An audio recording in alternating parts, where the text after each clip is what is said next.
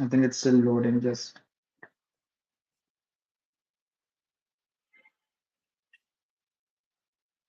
yes, we're live. Yeah. So I think people are just starting to join in the call. So I'll just wait for a couple of more minutes.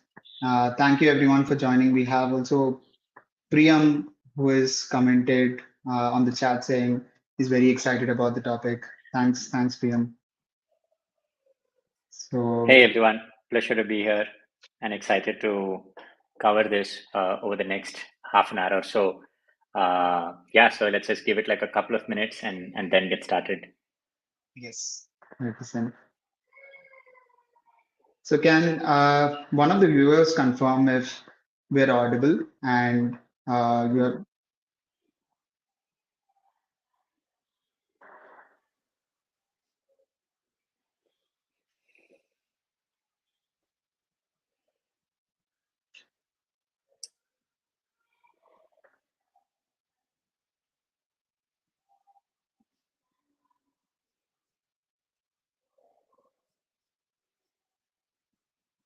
yes, I think there's a thumbs up going live.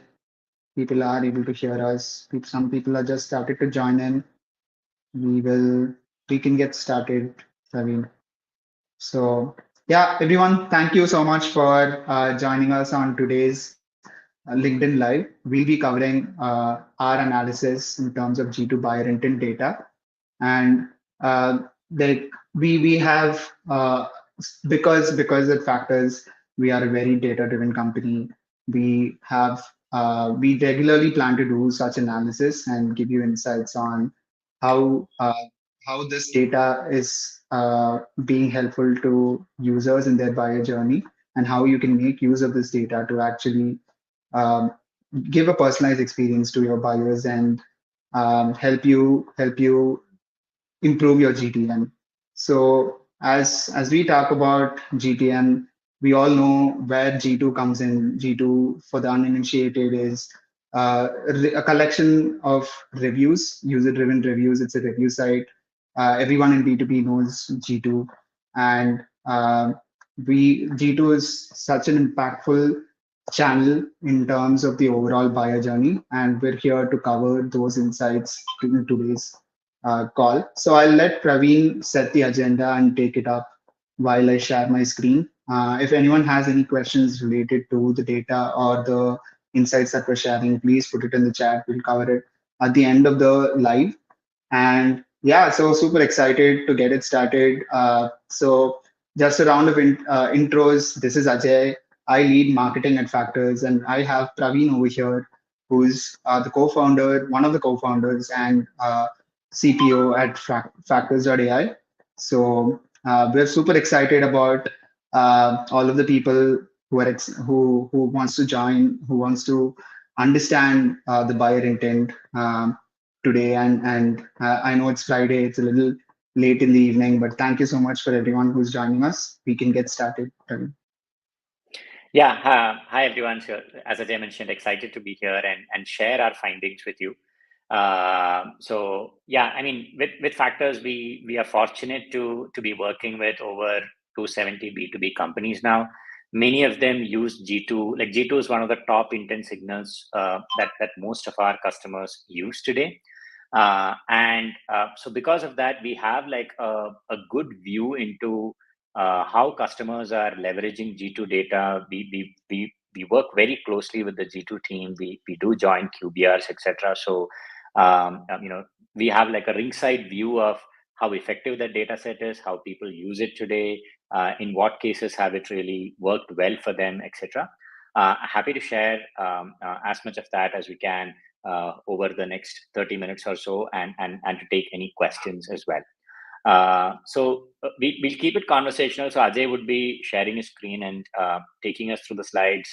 Since I was actively involved in the data analysis, I'll kind of voice over, and Ajay, feel free to add if I miss any point as well. 100%. Sure. I'm just gonna start sharing my screen. Yes. Yeah. Yeah. So So yeah, yeah, continue, Ajay. Yeah. Yes, setting the agenda over here. So we're going to talk about the data set. Like we'll give you a quick breakdown of in terms of what is the typical employee size or general breakdown of employee size, company, industry, and country in terms of all the G2 intent data that we have had access to thanks to our customers. And then we'll cover how G2 influences the buyer journey. How is it as a channel compared to paid search? How is it as a buyer intent signal? What is the kind of influence that G2 has in combination with other channels? And then we'll talk about bottom of the funnel numbers in terms of how G2 has tangible impact all the way from your website traffic to your revenue pipeline and conversion goals. So that is the agenda. I will get started. So, Yeah. yes, over to you, Praveen. So what we did here is we analyzed over I think 12 or 13 customer accounts, and the data set spanned around 50K plus accounts, around 2.5K plus deals, and overall around 280 million in pipeline that these companies had generated over the last 12 months. So this is the sort of overall data set that we looked at, right? The companies here ranged from sort of companies which are doing like $5 to $10 million in revenue, SaaS companies, to companies which are doing 100+ million in revenue. So it was a broad spectrum of companies.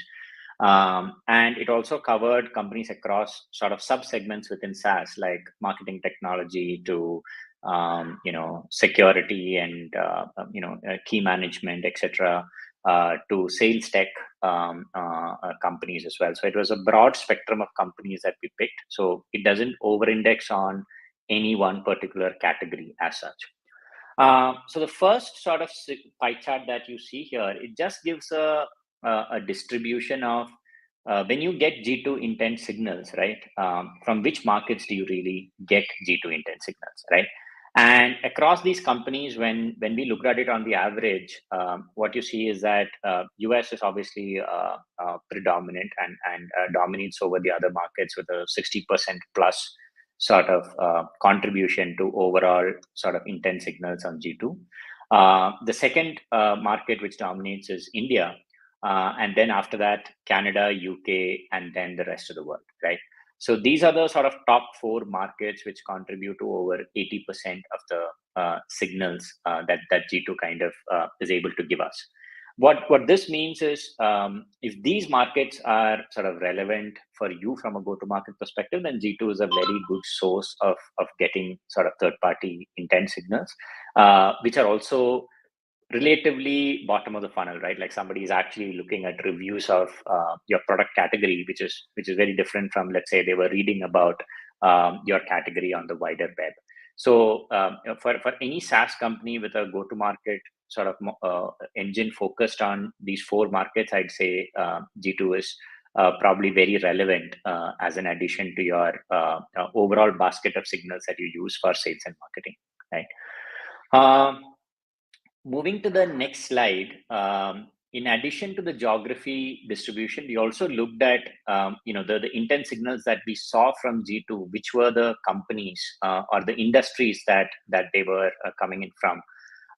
Obviously, because I think G2 started out as focused on SaaS, you could see that software and technology is very large. So overall, the software and technology companies contributed to around 42% of the intent signals. And roughly 20% was from business services as a segment. Now, what I've heard from the G2 team as well, they are kind of launching new sort of review offerings with respect to business services. So over time, probably the business services segment will scale up even more than where it is right now. The other sort of verticals which round out the top five are education, financial services, and then manufacturing, right? So this is what we saw in that data set for over 10 companies. From an employee range perspective, what we again saw was that companies with less than 50 employees contributed to around 58% of the intent signals, and companies with 100 plus employees contributed to around 28% of the intent signals, right? And this, I believe, is a function of like the overall distribution of companies worldwide, wherein there are obviously a lot more companies which are smaller, but the fact that 28% of the market is still like companies with 100 plus employees was kind of interesting, right? So this was like about the data itself, like which are the markets, which are the industries, and which are what kind of employee sizes are you seeing. Again, I would say a takeaway is if you're focused on selling to other software and technology companies or business services companies, again, I think G2 should fit right within your sort of target segment in terms of the signals that they are able to contribute, right?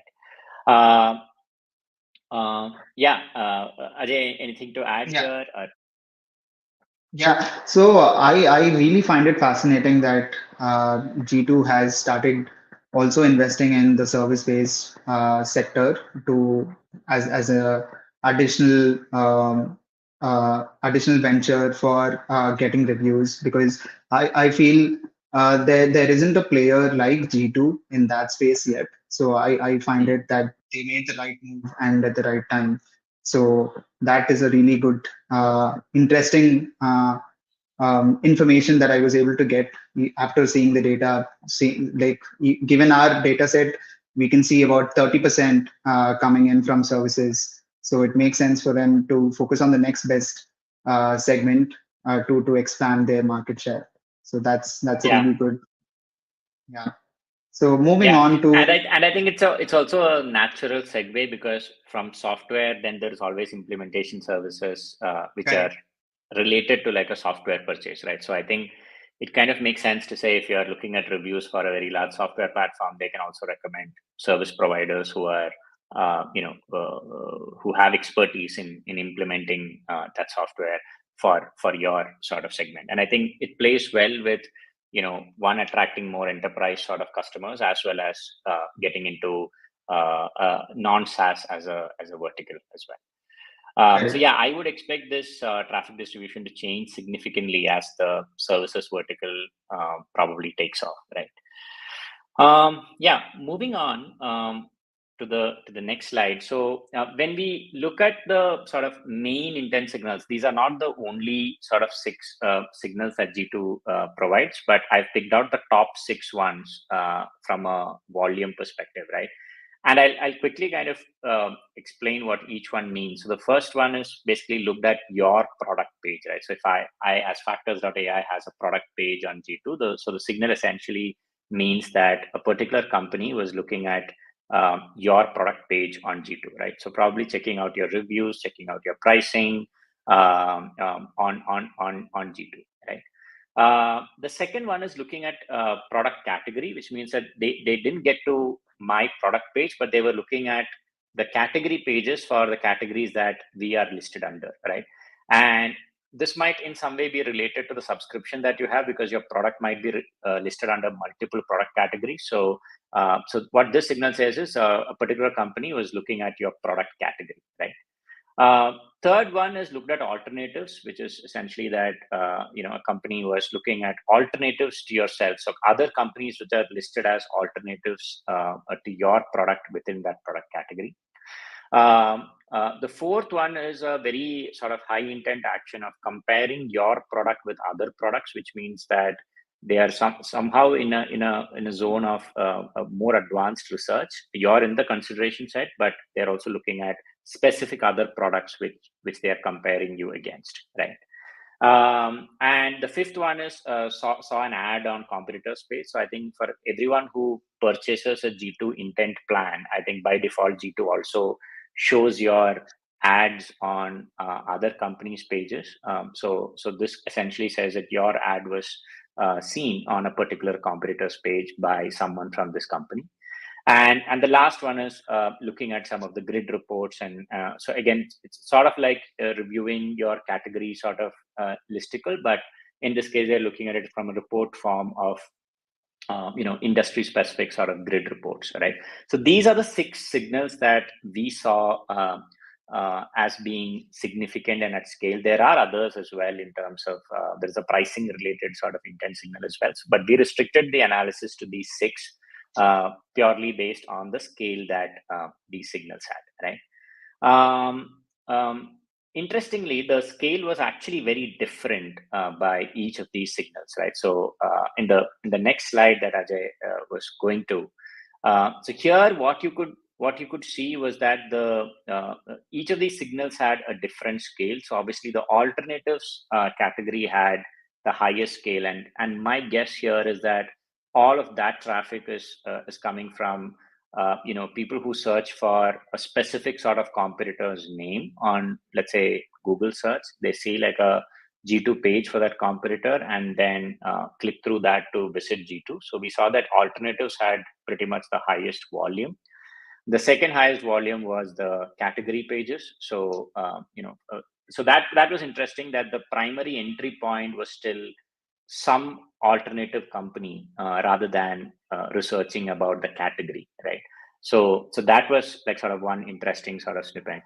And then the other signals progressively got lower in scale, like the product page views or the grid report and the comparison sort of action, right? So these were all sort of lower in volume. And alternatives and category were the primary sort of entry points into G2 for a company which was landing up on G2, right? So that was like one interesting snippet. I think one takeaway from here would be that your own SEO articles would also be in the ranking for especially the alternatives related content or category related content, but in addition to focusing on only the SEO articles that you would have, a lot of the a lot of these by virtue of G2 probably having like a higher domain authority, a lot of that traffic is going to G2.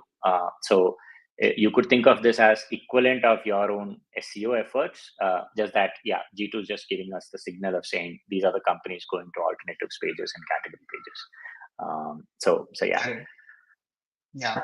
Yeah, and it actually goes on to say also because of how good the G2's marketing team has done SEO over the course of the past few years, that they've been able to consistently be in the top 5 and top 3 for most of the alternatives and categories. What it means for other B2Bs is like you have to start focusing on review collection and customer satisfaction from a very, very early stage. Because even if it's almost as if when you just don't focus on Google SEO, but you also focus on customer reviews, so that you can also utilize G2's SEO engine to up yourself in terms of the ranking and discovery. Yeah, I agree. I think that's probably like a very low hanging fruit in terms of just getting more reviews in G2, and we are doing some interesting work around that. We're currently working on embedding the G2 sort of review collection inside our application so that it can be done inside the app itself. And what that kind of essentially does is that it supercharges this traffic in terms of the category alternatives pages. It ensures that you're featured prominently over there. And all of these companies which are looking for either your category or alternatives, you get to the consideration set, right? So like the delta between the product page sort of scale and the alternative scale, if you're doing a very good job with your review collection, over time it should come down, because somebody who's looking at your alternative should be directed to your page as well in G2. Correct. Right? So that's a metric that you could probably look at as well, to say your product page traffic should over time increase, and as a percentage of the traffic to category and alternatives pages, it should increase as you put in more efforts into review collection. Correct.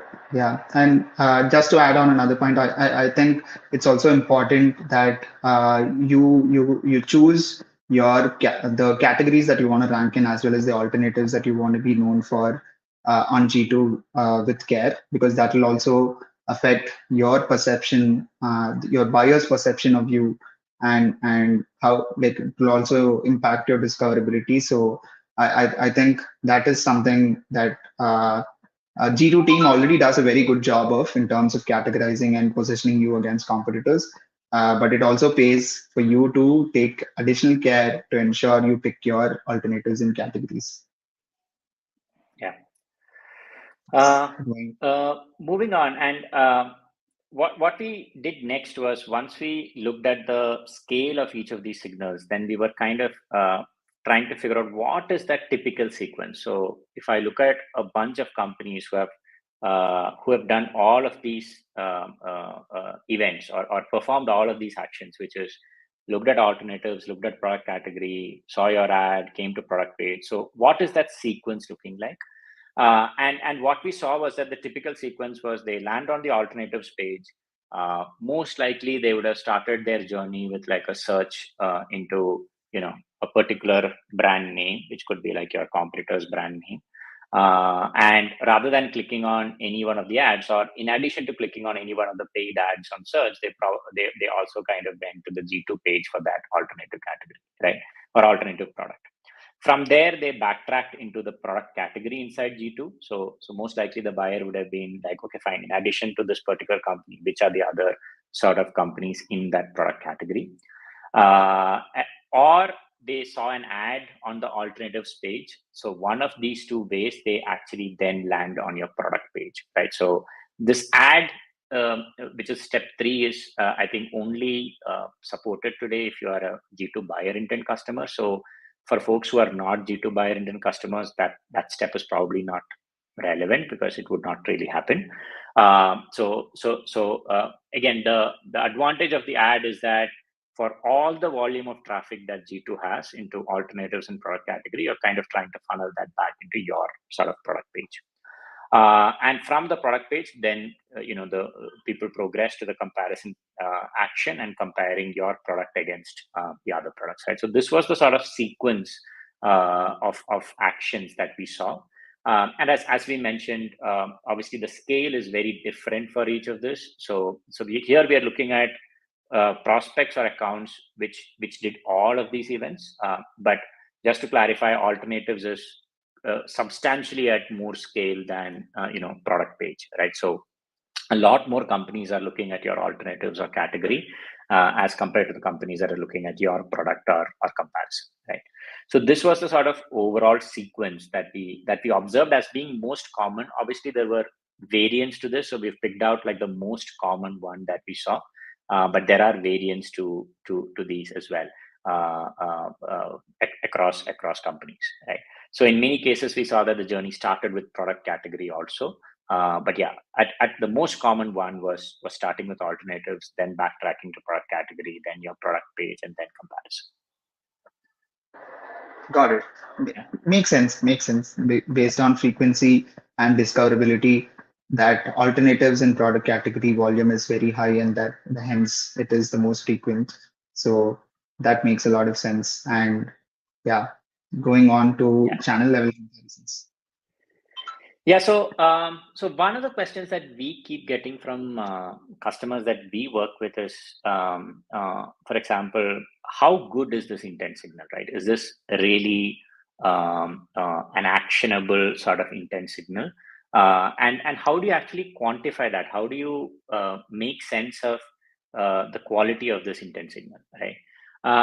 So what we did for that is we actually did these two analyses. The analysis on the left says, how many of the companies that G2 has reported as having shown some intent for either your product or your category or your alternatives, how many of those companies later come back to your website, right?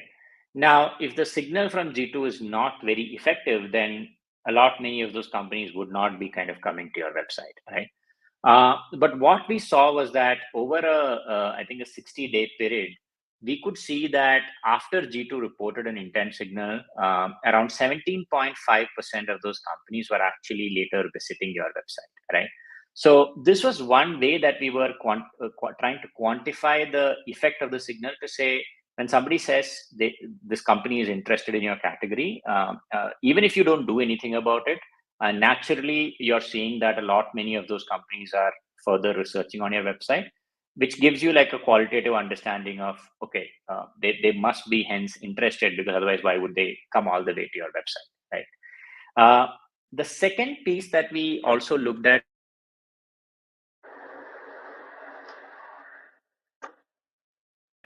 Are you able to hear me, Ajay? I lost you for about 5 seconds, but now I'm able to hear you. Yeah, sorry about that. So the second analysis that we looked at is how does G2 intent compare to your paid search sort of traffic, right? So obviously paid search traffic is something which most marketers agree is potentially the highest intent signal that they have. Like someone is searching on Google, clicking on an ad, landing on your landing page, right? So what we did was compare G2 intent reported accounts versus your paid search traffic accounts, right? And you could see that there was again a significant overlap. So if you saw 100 accounts from your paid search traffic, around 13.5% of them were also reported as having some showing some activity on G2, right? So these are the ways in which we try to kind of qualify and answer this question of saying, how good is this intent signal? So in general, I'd say the conclusion is that there seems to be significant overlap between G2 and paid search. Also, companies which are reported by G2 subsequently seem to be kind of visiting your website, all of which indicates that the signal is very actionable, and it is not as noisy as you would presume, right? Obviously, you would want to kind of filter it down further. Like if you were to filter the overall G2 intent signal further down to your ICP, etc., I believe the conversion rates would actually be much more, right? Now, going a step further, what we also did was looked at the percentage of accounts. So across these 10 companies or 12 companies that we analyzed, we looked at what was the sort of conversion rate of accounts which visit your paid search landing pages. So if you had 100 accounts which visit your paid search landing pages, how many of them then convert in terms of submitting a form, right? And we saw that conversion rate was around 5% on the average across companies. Some of them it was lower, some of them it was around 7%, etc. But on the average, it was around 5%, right? And what we compared that against is companies which visited your website, which were also seen on G2. So basically, the universe of companies which G2 had reported as having some sort of intent for your category. And of that universe, how many of those companies further landed on your website, right? And what we noticed is if you looked at this universe of accounts, they actually convert at a higher rate than your paid search traffic as well, and at a significantly higher rate at roughly 8.31%, right? So this is not all the G2 intent accounts. What I'm referring to specifically is companies which reported intent, which were reported by G2 as having intent and also landed subsequently on your website. Those companies seem to be working out really well in terms of converting at a much higher rate than what you would consider as like a gold standard of intent, which is your overall paid search traffic, right? So the whole point of doing this analysis was just to quantify and give some qualitative sort of color on how good is this signal, so that you can have some confidence in terms of acting on this as a signal, right? So that's why we took paid search as the reference, because obviously most companies actually run search campaigns and they value that is like a high intent sort of channel. Got it. And this data point is actually fascinating, right? For example, in paid search, you're actually driving people to a landing page on your website, and where you have a form and they submit a form. So where you are actively trying to push the traffic to a form submission, there the average form submission rate is about 5%. Whereas in the case of G2, where you're not actively trying to get them to your website, at best, you're probably running ads to get them to your product page from where they might get to your website, or later on in a different session, they come into your website through organic search. So where you're not forcing a specific action or trying to get more form submissions. It's actually fascinating that the conversion rate is higher for a small, even though it's like for a smaller subset, it's not comparable to paid search traffic in terms of volume. But this data point is actually fascinating, and probably other B2Bs, even us, we should start thinking more on how do we get more people who are browsing on G2 to get to our website. Yeah, I think another way to also look at it, Ajay, is that yes, whilst you are not actively nudging them to kind of come to the website and not putting them in a squeeze page where you cannot navigate away and you just have to fill out a form, I think what's also happening is that these are accounts which are self-selecting, right? So they went to your review category and then they remembered about your product, they landed on your website. So majority of them don't actually like click on a link and come to your website. They're coming to your website much later on their own sort of terms, right? So I would argue that to that extent it kind of makes sense, because these are accounts which are self-selecting to come back to your website. So it kind of makes sense that they do kind of convert better than let's say a squeeze page or a landing page where you don't really have much of a choice, right? So yeah, I was also surprised by the scale, but then when I thought about it later, I was able to rationalize with it to say, yeah, this is how it would have worked. Yeah, makes sense. Going on to the next slide, where we also bring in another channel into the picture, which is LinkedIn. Yeah. So here, what I was trying to get to, Ajay, was exactly what you said, right? To say, so we have all these companies. Like, what action can you take on this data? So one is for you to just know that, yeah, the companies which look at your G2 intent or are reported by G2, if they do land on your website, they convert well, right? But then what could you do to improve that even further? So what we then looked at is to say, for all of our customers, LinkedIn is also a primary sort of advertising channel.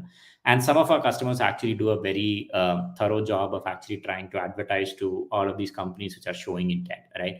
So what we try to do is, if you add a LinkedIn nurture or a LinkedIn sort of ad campaign to these specific accounts, which is again furthering or cutting it narrow to say companies which have visited your website and have also been reported by G2, if you add them to a LinkedIn campaign, then you see that their conversion rate is even higher at like 11.7%.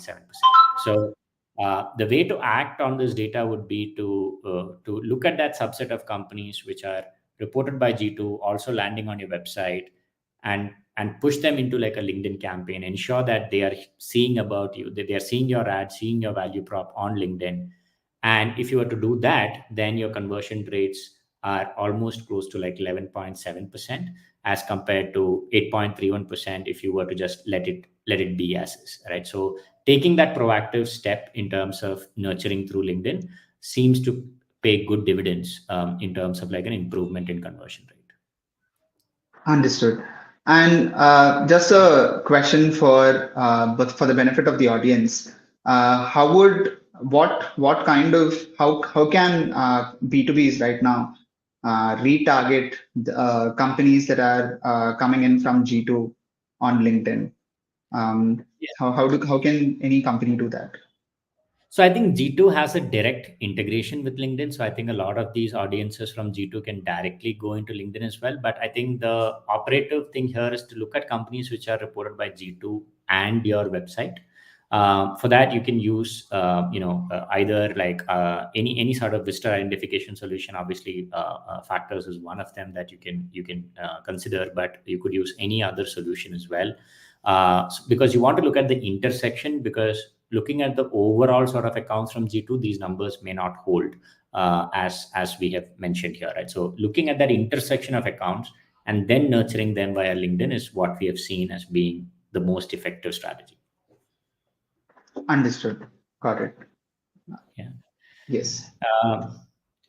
The last aspect. So if I backtrack now, so we explained what are the sort of intent signals, what's the geographic distribution, industry-wide distribution, employee distribution, how good is that intent signal as you compare that to something like search, and what could you do to kind of act on it in terms of nurturing it through LinkedIn as an ad channel. The last thing that we wanted to kind of look at is to say, for a focused ABM effort.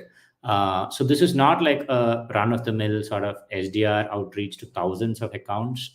So what we looked at is most of our customers have very focused sort of ABM programs, which they run, where they have like a narrow list of, let's say, 1,000 companies, and they are putting a lot of effort into those companies to get them to like a deal, right? And what we saw was that if you were to focus on companies where there was like a G2 touch point, your chances of like booking a deal were much higher, right? So if you start with, let's say, 1,000 companies in your ABM program, if you were to actually split that between companies where there was a G2 signal versus companies where there was no G2 signal, you could see like a 60% increase in conversion rates to your emails from account executives, to your engagements from your sales team, all the way to kind of deal creation, right? So that again we saw was like, and the way I kind of use this is to say, and that's then we have started doing where even if we start with a book of accounts, which is let's say 1,000 accounts, we actively look at companies which are either coming to the website or researching on G2, and then for your subsequent sort of cadence and sequence and the higher effort activities like calling them up and establishing a connect with a larger sort of buying committee, we focus on companies which are actually demonstrating multiple signals of intent, right? So that was something that we were able to kind of prove out with data. And I think in the next slide, we were also able to kind of see the impact of this on ACVs, right? So as compared to overall all the deals where all the deals that we looked at, the average ACV was around $27,000. But deals where the companies were actively researching about you on G2, we saw that the average deal value was higher at around like 22.7%, right? So this essentially probably just reflects the fact that companies which are showing these signals are probably more serious and more advanced in their sort of buying journey. And hence for them, they probably have more flexibility in terms of the budget that they have allocated to this as well, right? So this was another sort of interesting aspect that we could see to say that in terms of both creating deals from for focused ABM effort, as well as the ACVs, you were seeing like a relatively a good positive impact if you were to focus on accounts where you could see that intent signal from G2. Understood. So before we get to the example where we're showcasing more data, one question that I had was, so now based on the data in terms of emails to deal creation and G2's influence on it, we've established that whenever there's a G2 influence for any account in their buying journey, they are more likely to convert as either as a contact on your website or further down the funnel in as a deal or an opportunity. So how do you get your sales team? How do you get this information to your sales team that this is the set of accounts that are already in your pipeline or that you're already pursuing, and they've engaged, they've had this particular engagement on G2? Yeah. So that actually varies by company, right? So I think fortunately or unfortunately, the way sales teams work in each company is very different. The kind of tools that they use, where do they prefer to have this information is very, very different, right? So we've had instances where a sales leader said, I just need all of this data piped into an Excel sheet or a Google spreadsheet, and that's how I prefer to kind of see it. Two people who say Slack channels, where you can route it into a Slack channel where the entire sales team is there, is most preferred as well.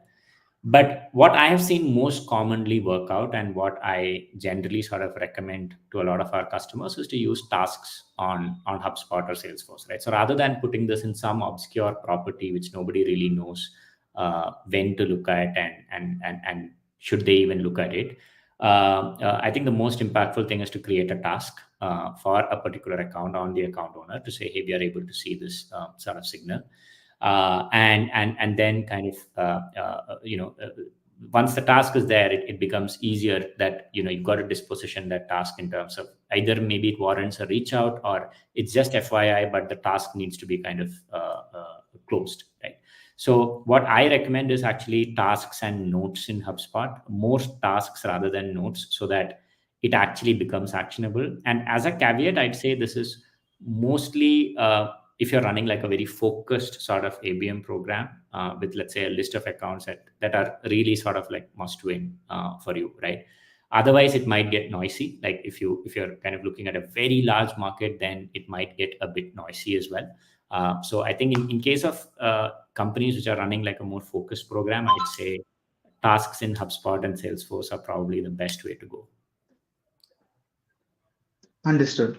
Got it. Yeah, that actually makes sense. Instead of a random notification on or on email or on Slack, which you should not, which you can also send, but making it more actionable, putting it in the CRM where where salespeople spend most of the time, gives that additional push to make the most out of the data that we're getting from G2. So Yeah.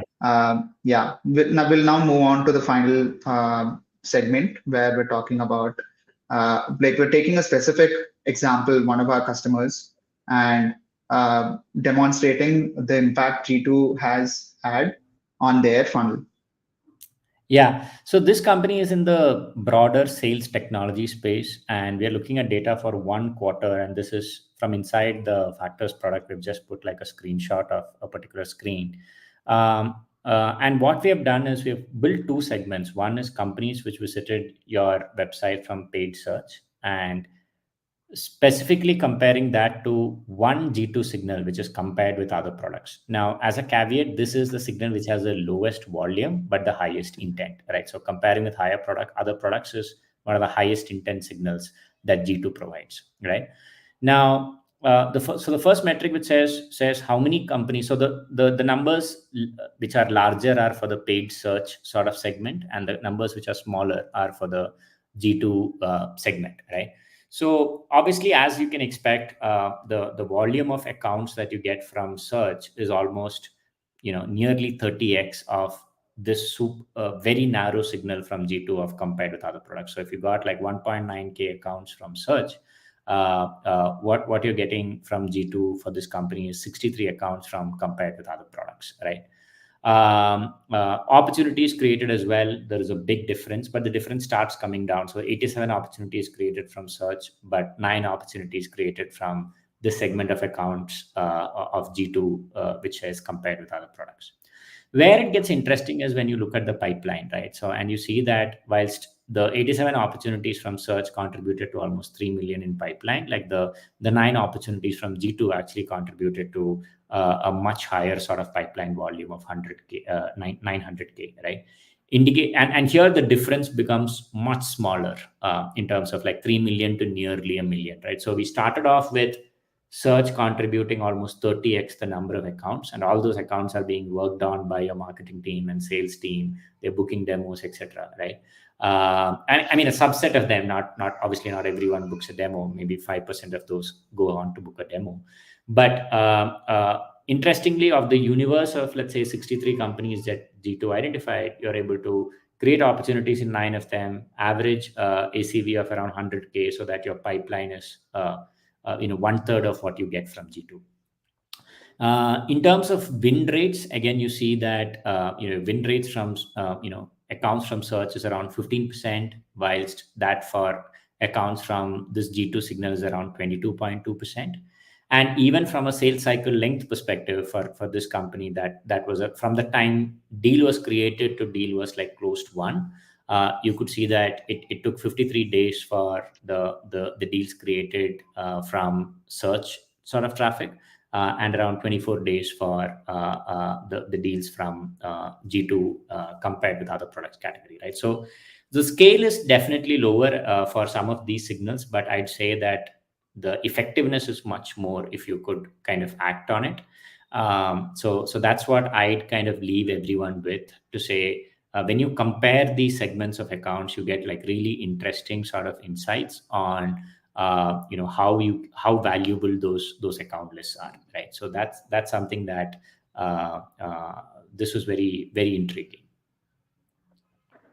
Yeah, and purely from the scale of numbers, it's very fascinating that 10% of your opportunities which had G2 influence compared to say your paid opportunities from paid search is contributing to like almost a third of the pipeline when you compare it with paid search. So those are really enduring numbers, and definitely points to the importance of G2 as a buyer intent signal, as a channel to understand where your buyers are in terms of their research journey, and how that impacts down the funnel to your bottom line.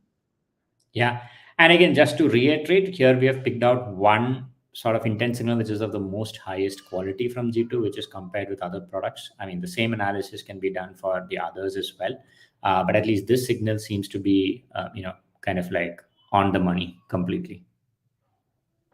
Yes, yeah, and it's also interesting that across all metrics, not just in terms of deal size and pipeline created, but also in close rate and average sales cycle length, there's an improvement, because usually you would expect when there is an increase in the deal size, your sales cycle length to increase in proportion to the deal size. But for this specific segment, and of course, this is a specific example of a customer we've taken like a very high intent signal to compare. So it's fascinating that there's improvement across all metrics, and the contribution is very significant. Yeah. Yeah. In this case, it was like a uniform, every metric was kind of better.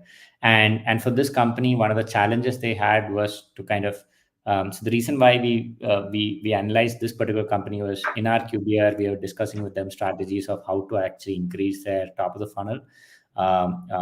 Specifically, they've kind of maxed out on search, so they were like they're not able to kind of do much more than that. And that's when we were looking at other sort of ideas, and we tried out G2 and all the intent signals, and this one really kind of stood out, right? So they are now operationalizing this very actively in terms of their sales processes and marketing processes. Okay, and I think it's very like I don't think this kind of a reporting or ability to even compare different segments of or cohorts of your pipeline or your traffic is readily available to most marketers. For example, when I didn't have access to factors, when I was working in my previous jobs, the G2 team used to get a download of our pipeline and deal data from our CRM and cross verify it with the data that they have to see what was the influence, to get all of that data and insights, not just in terms of pipeline value or deal value, but also in sales cycle length, win rate across the funnel. I think that's something as a marketer is very, very interesting for me, and I'm sure other marketers would also be very interested to have this kind of visibility into their funnel. Yeah. So this is specifically segment insights as a feature inside Factors, where for every segment you can just click on insights and it automatically gives you this view. You can then compare segments to get this sort of a comparison as well, and very useful for scenarios like you're comparing an existing vertical with a new vertical. You just want to see how are the numbers different. So all of that becomes very straightforward. And it's just like one click away, right? So you're not trying to figure out too much reporting.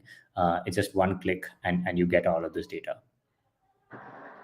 We should actually change our tagline to "one click is all it takes," and to kind of emphasize on the ease of accessibility to all the reports that we give. So this is like super interesting for me. I can just randomly create any segment within Factors, and compare what has been the bottom of the funnel impact for that particular cohort, which I previously wouldn't have been able to do with just using a CRM like say HubSpot. So that is really, really interesting for me as a marketer. Yeah. Yeah. Cool. So yeah, yes. Ajay, over to you in terms of the. Yes. So, like coming to the end of this very short LinkedIn Live, where we've analyzed the G2 intent data that our customers were using, and we walked through, like quickly recapping, we went through like a breakdown of the G2 intent data that we analyzed. We also talked about what are the different types of G2 intent data that we analyze, taking only the top 6, and we kind of narrowed down, or from our analysis we were able to understand, okay, so what was the most frequent buyer journey or sequence of intent data that people usually researched on G2. And then we also talked about G2's impact on form submissions, and how LinkedIn boosts up your form submission rate, specifically for the cohort of traffic that's coming from G2 to your website.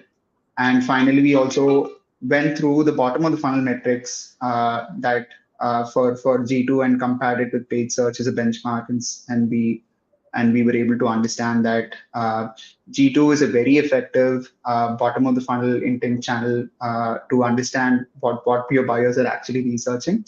And so this like gives us to this gives us a very good overview of the impact of G2 on your overall GTM. And to like end this on a actionable note, G2 intent data, like all the data that we shared, was to kind of encourage you to take more action and make use of the G2 intent data to get more pipeline and revenue eventually from for your GTM efforts. And as a marketer at Factors, I cannot emphasize how important Factors has become in my day to day in terms of reporting analysis, but also in terms of as a demand gen marketer, it has become very important for me and my sales team to get to where we are in terms of revenue. So we have apart from integrating all of the intent data from different sources like your CRM, your website, your LinkedIn ads, your G2 and other review sites, and giving reports to analyze your full funnel. We also are leaning on more towards making it more actionable.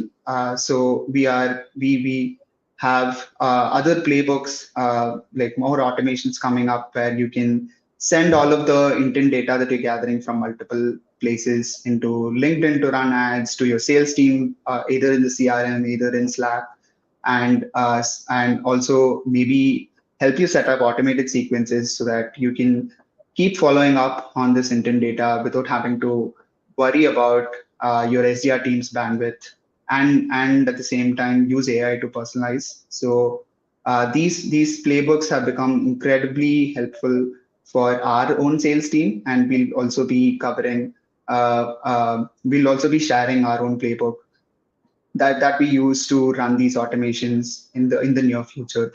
So that's how I would like to end this presentation, this live. Praveen, any closing thoughts on your mind? Anything that you'd like to share? Yeah, so I think one thing I'd say is that it's there's definitely a lot of sort of signal within G2, within your website data, and I think it's just a question of how to kind of activate and action on that, and also analyze that, right? Like coming up with these metrics, looking at comparing for yourself as to how is this working as compared to, let's say, search sort of campaigns for you. And that's what we aspire to make that as easy as possible. So if either analyzing these data sets or activating some of these data sets is like a priority, please do feel free to reach out to Ajay or myself, and we'd be happy to kind of do like a one-on-one session and take you through our own sort of journey in kind of operationalizing these data sets as well. Yes. So we'll do a final check to see if there are any comments or questions. And I don't think there are any. I think we were pretty insightful, pretty explanatory and detailed, thorough about the presentation. So thanks everyone for tuning in. We'll see you next week for our next live. And I hope this session was insightful. If you have any questions related to setting these things up, you can reach out to me or Praveen. So thank you. Thanks everyone. Thank you. Thanks everyone. Bye. Bye bye.